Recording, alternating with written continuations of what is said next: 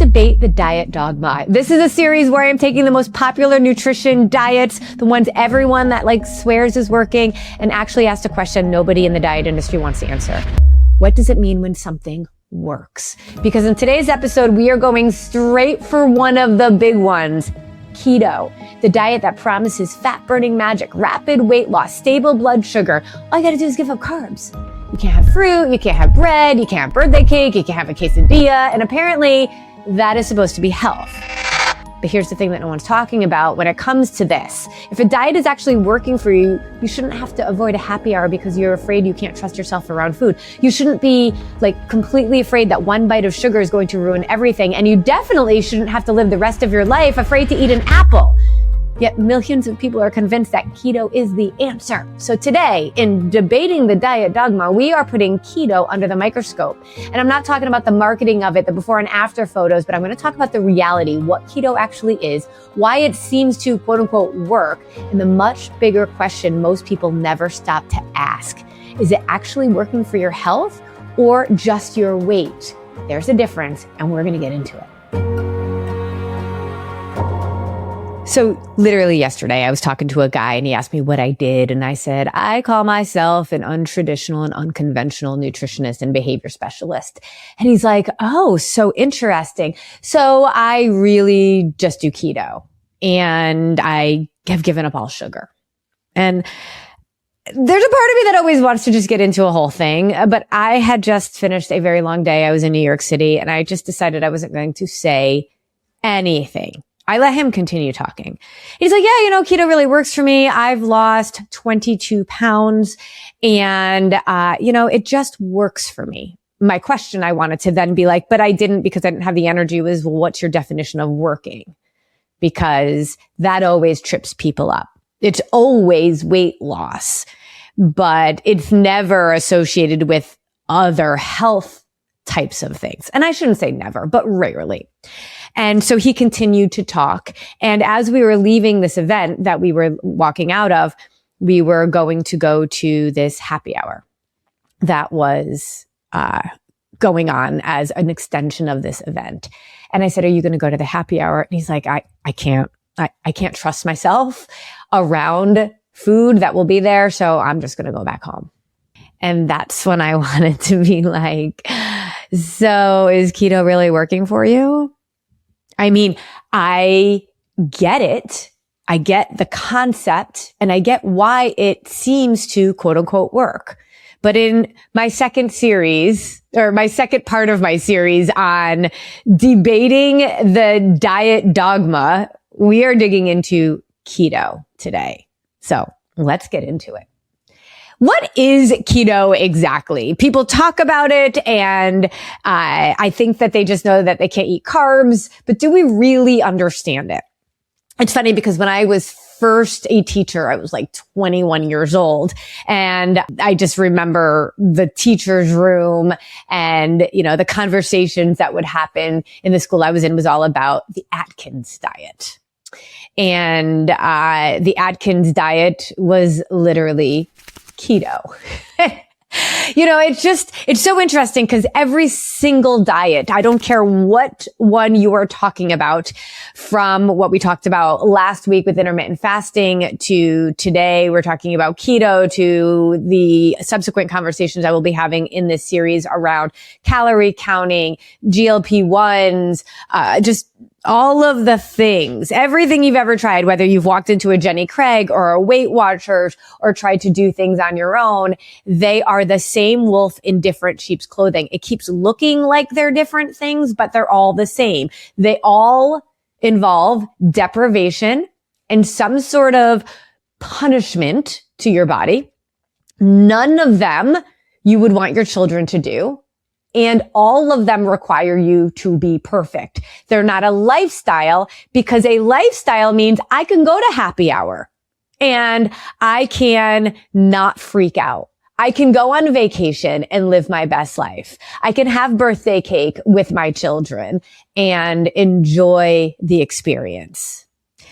But in all of these diets, you can't do that, which is what's so genius about them, because at the end of the day, when you can't be perfect, because you can't be, nobody is perfect and no diet can quote unquote work. And we're going to get into what that means unless you are perfect. Whether you are a nutritionist or you are an influencer or you are just a person that has listened to a whole lot of things, if you are this quote unquote health enthusiast that's working with people to kind of lose weight, get healthy, recognize that most of the things you have been taught and that you're doing are feeding into the diet debate. It's diet dogma. It's a cage that you put someone in, and then we blame them when they can't fly. Anything that requires us to give up major food groups or nutrients, that requires us to track, that requires us to obsess, count, do complicated math, and act like our body is a checkbook of debits and credits, we are going to fail. And then you are going to believe that it is your client's fault, and there's nothing I can do here. It is just cultural conditioning that we have been bought into. And it really bothers me because it is exactly the opposite of what I do with my clients. I work really hard to be able to help them change their behaviors. That's a big part that's missing in every single diet. It's not about behavior change. Also understand how their entire body works. It's another big part that's missing out of diets because it's always just about the food. And help them see that our body just requires consistency associated with blood sugar stabilization. And when we understand that over time, everything gets better. Diets focus on weight loss. They don't focus on overall health. It's sort of the subtitle.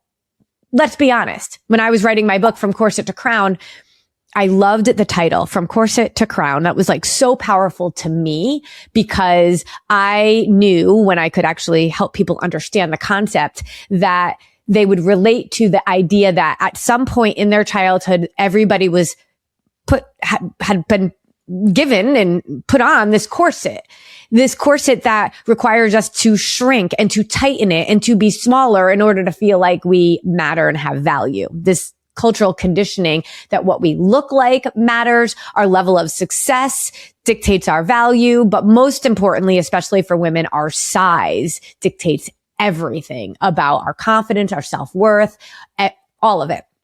And so when I named it From Corset to Crown, I had to think of a really good subtitle because I knew that that wasn't going to fully connect with people. The crown is really around what do we replace the corset with? Because we have to replace it with something. Just like behaviors, if we have a certain behavior and we're trying to change it, we can't just eliminate it. We need to replace it with something that's meeting the same need. So the corset was unconsciously put on us, but meeting a need of acceptance and self-love that never it did. And when women in their 40s and 50s, especially going through menopause, are just like, oh my gosh, I can't do this anymore. I can't breathe. They want to take off the corset, but then they're just like, screw it. I just forget it. I'm not going to do keto. I'm not going to do intermittent fasting. I'm not going to do any of this stuff. I'm just not going to worry about it anymore. And then that's when they get really unhealthy in their body and their mind. And we move into metabolic disease, both in our bodies and our minds. And that's not acceptable. So the concept is, no, we're going to replace it with the crown of self-worth, of self-love, of value that we were given just for the mere fact that we were born. When somebody held us as a baby, they were like, this baby is valuable. Something happened to us to believe that that baby that was you, as they grew up, lost that value. It's not true. You just were given a corset. But that title in and of itself takes a little bit of explaining. So I had to come up with a really strong subtitle to get people to really be like, okay, what is this book about? And so the book subtitle is Disrupting Everything You've Been Told About Weight Loss, Confidence, and Self-Worth. So believing that hopefully people will want to read that subtitle to engage a little bit more. Now, I have been told that if your title doesn't hit totally, some people are not even going to spend the time reading the subtitle and they're never going to get that message. And I recognize that that could be a problem in my book, but I just knew that that title would hit when people read it, and then it was just going to then take just a movement of people sharing. at the top of my book, it says the last nutritional advice you'll ever need, which is an endorsement from celebrity nutritionist Mark McDonald. And I felt like that was going to also hit as well. So, we'll see.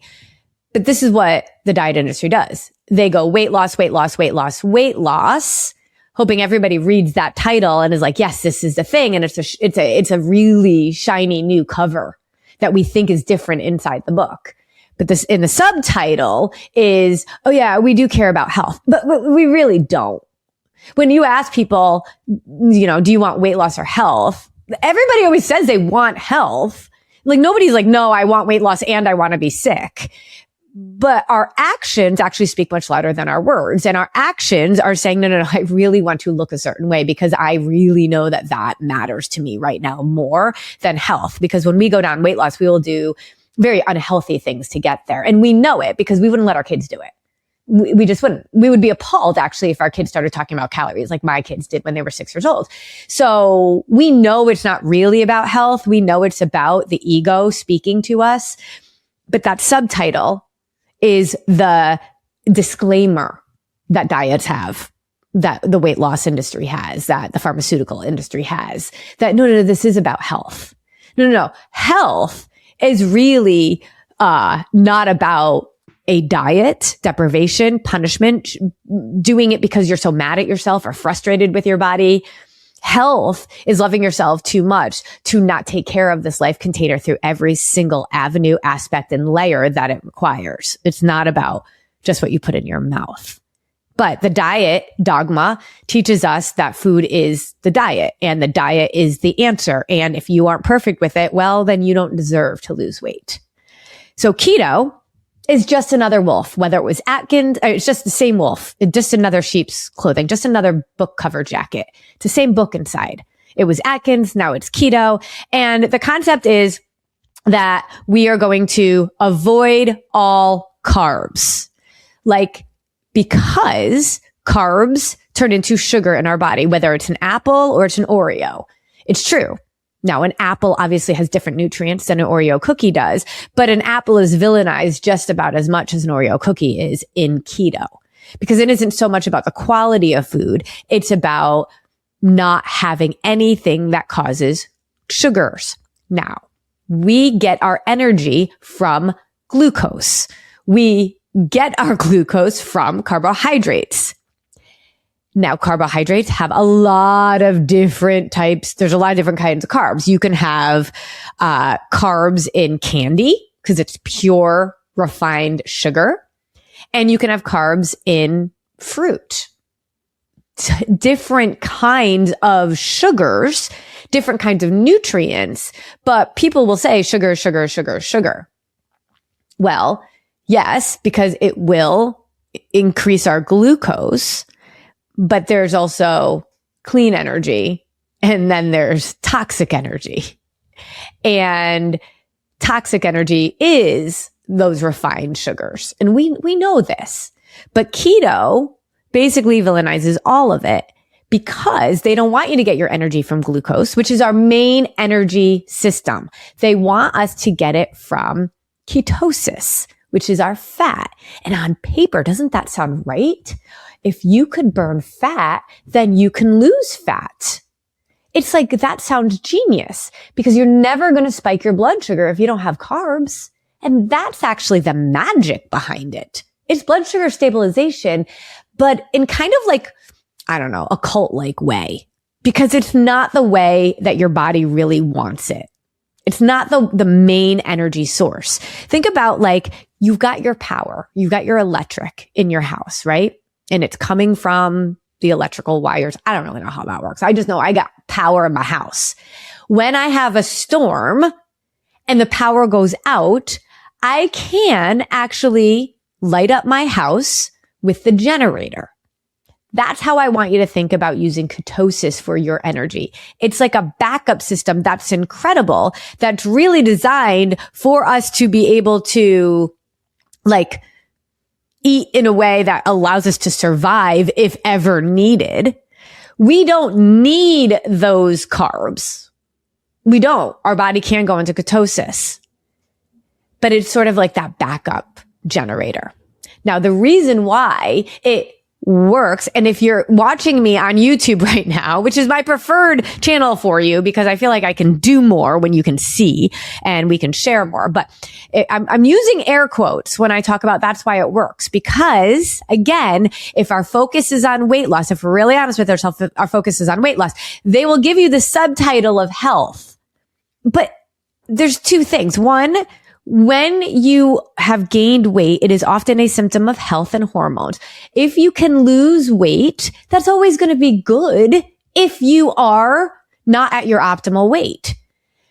But there's a law of diminishing returns when you focus on weight loss, because if you're doing it in a way that's not actually supporting the physiology of your body, that's not giving you what it really needs over the long term, it's actually going to come back and bite you in the butt. And that's what keto does. We get this false positive of success because we're losing weight often pretty rapidly on keto, and problematically, because it's often rapid, just like weight loss shots, we're losing muscle instead of fat, and muscle is like our gold. And then when we gain it back, because we will, and I'll explain why in a minute, we are gaining back fat.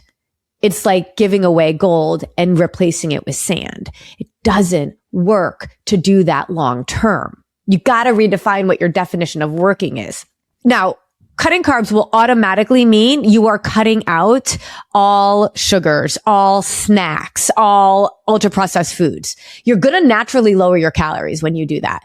And if you're eating protein and fats, you're typically eating more whole foods, which is just good. All of that is good. So that's helping. But when you don't spike your blood sugar, your body's not going to store fat, because every time we spike our blood sugar due to carbohydrates, we store fat. And when we store fat, that's when we actually gain weight. But we also, when we glycate, when we spike our blood sugar, we release free radicals and it causes oxidative stress, which contributes to metabolic disease. So yes, to all of that. And on paper, we get it. We get it. But, and the claims around keto is that it will help with fat loss and blood sugar balance. And you could argue that to be true, because people will even say that ketones are the superior fuel. But if it was the superior fuel, then I believe it wouldn't be in the back, like it wouldn't be the generator of the house, right? And I am proof, as well as thousands of clients, that we don't have to give up carbs in order to be able to get incredible results. There are three things that we have to ask ourselves before we start any nutritional approach. One, is it based in science, designed for our body to thrive? You could argue, and many people have, that keto is designed for our body to thrive. I would argue against it, because anytime you have to deprive yourself, especially of like foods, like fruits, that like anything that you can grow in a garden should be good for us. It just should be. That God's gift to us is food that you can grow yourself. So it just feels off when we say that. Then the question number two, and you have to say yes to all three of these, is, can you do it for the rest of your life? Can you do keto for the rest of your life? Not should you, because there's tons of research about the long-term impact of keto, and I'm going to go into that. But could you? Are you cool with never having birthday cake again?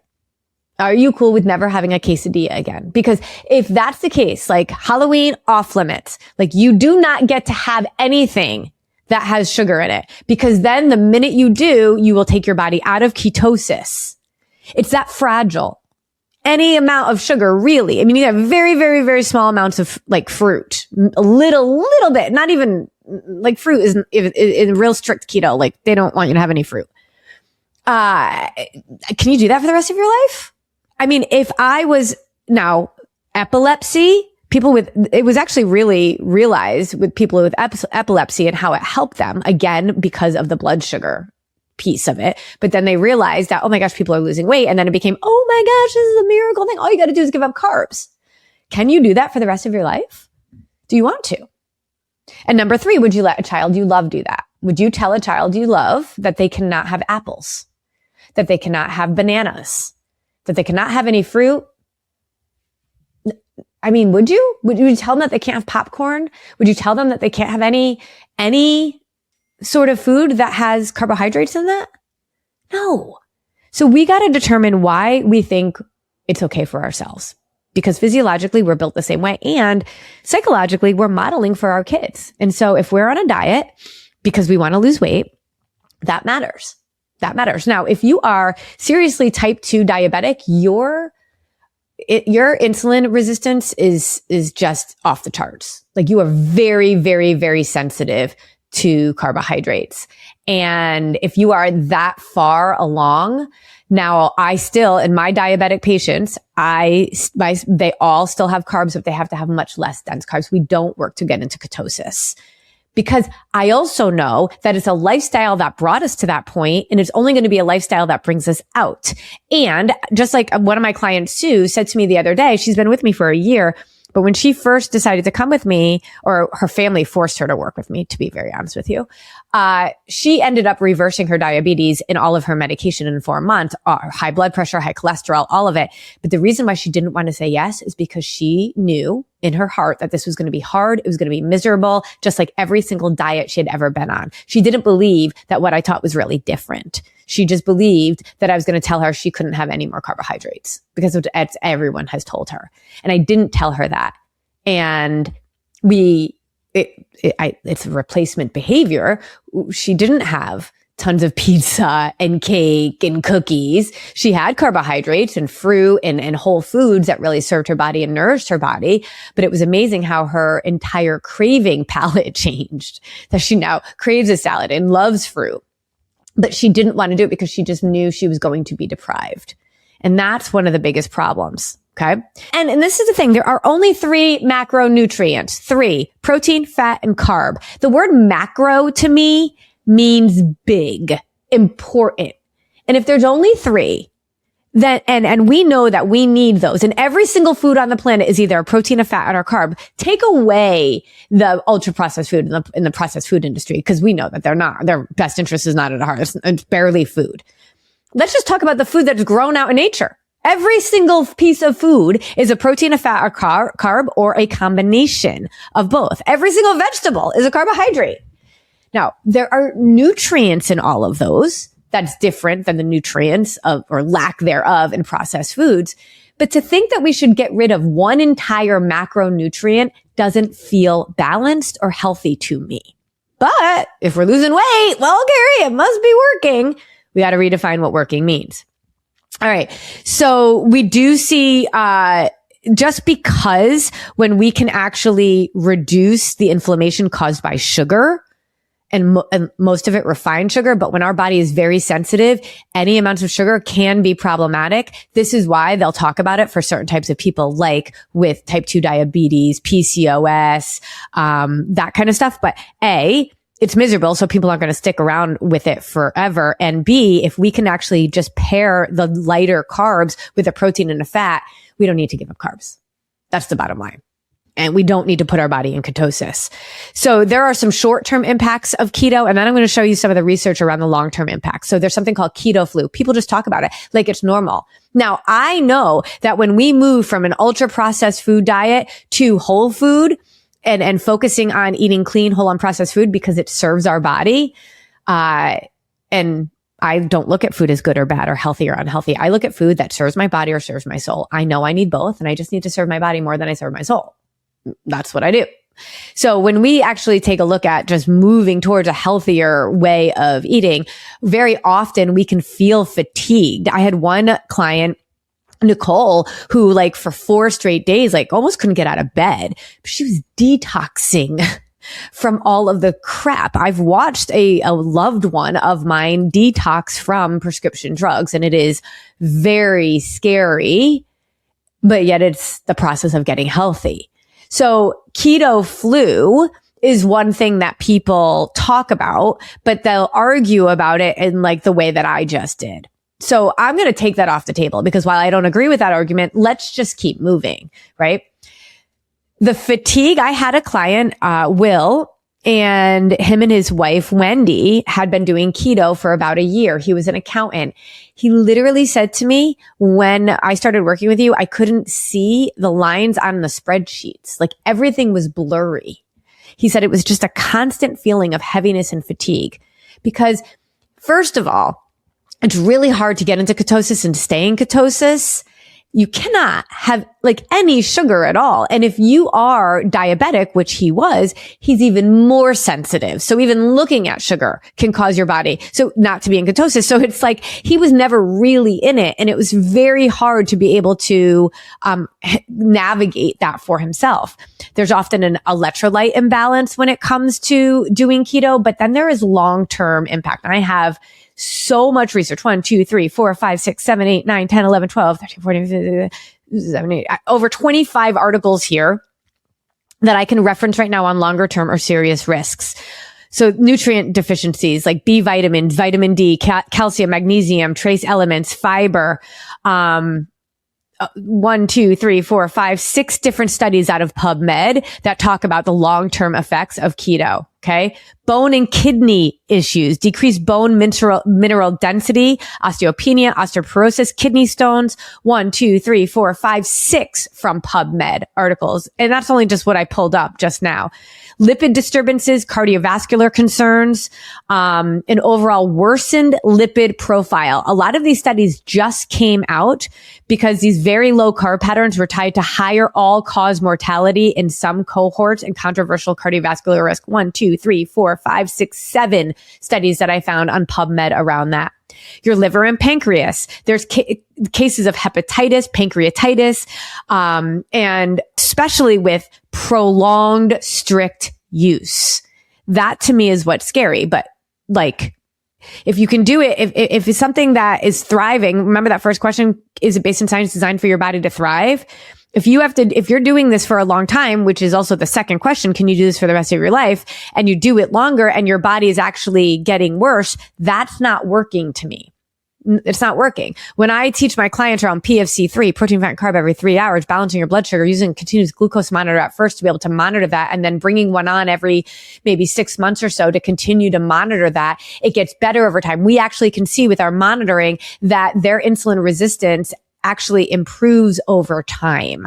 I just got my blood work done. I'm a 51-year-old woman and my biological age is 38. Last year it was 41. Okay. Kidney disease context, an issue with diabetic medications when you're doing keto. There's 1, 2, 3 studies on that. Increases in animal fat and saturated fat while you're reducing all of the things like fruits and whole grains and legumes, which can impact disease.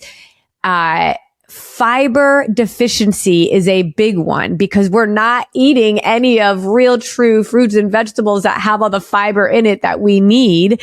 So by looking at, all of the research on fiber deficiency because of keto is like pages and pages and pages. Massive issues around constipation and digestive issues, gut health issues, which also your gut is like your second brain. It helps with bacteria defense. It helps with, immunity, all of those things. And so, and it's just plain miserable to not have carbs. That's one of the biggest things that you actually see in the research is what's called adherence is low. And so people are not doing this because for long term, because it actually isn't a lifestyle that most people feel like they can live with. So when you think about all of these things, we have to recognize that the distress that our body has is not okay. And the diet industry, the weight loss industry is going to act like this is a new sheep. But it's the same wolf. They're just wearing the clothing of a sheep. And if you can't answer yes to those 3 questions, it's like, it makes my job so easy. What do you think of keto? Well, let's go through my little litmus test. Is it based in science, designed for your body to thrive? A lot of people, it's always based in science. They're all based in science. That's why that second part is so important. Is it designed for your body to thrive? I'd argue no. Can you do it for the rest of your life? Some people will say, yes, I can. I'm like, are you cool with never having birthday cake again? Never having a quesadilla? And 3, would you let your kid you love do it? And so if you answer yes to all of those 3, you're just wrong. It's just wrong. So we need to just zoom out from the keto lesson itself, because this is the theme with every single one of these that I'm debunking. It's like, what do you want and why do you want it? Are you going after weight loss or are you going after health?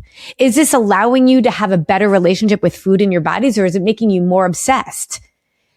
When you actually implement this, do you feel empowered? You probably do for the first few days because you feel in control. But then you feel like you are in this cage because there are these rules. And every single one of these diets has food rules. They're not tools.